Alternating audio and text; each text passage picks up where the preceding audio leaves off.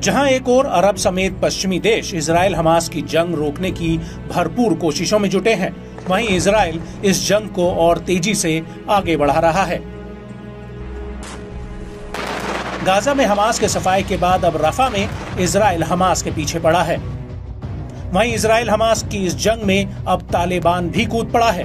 तालिबान ने इजराइल के खिलाफ जंग में हिजबुल्ला का साथ देने के लिए 1000 से अधिक लड़ाके लेबनान भेजे हैं।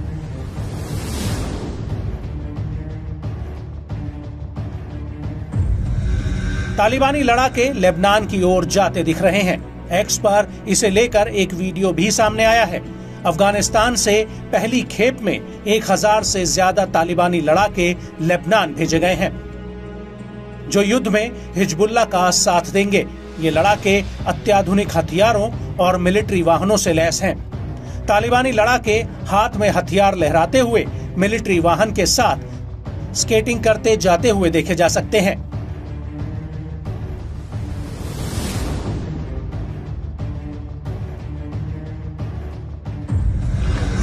इजराइल हमास युद्ध में तालिबान की सीधी एंट्री ने मध्य पूर्व एशिया में जंग का दायरा और बढ़ाने का खतरा बढ़ा दिया है।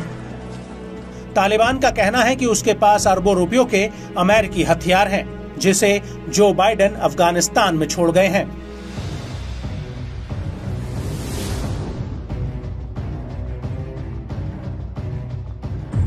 वहीं इजरायली प्रधानमंत्री बेंजामिन नेतन्याहू ने गाजा में हमास के खात्मे के बाद हिजबुल्ला के खिलाफ बड़ी जंग का ऐलान किया है।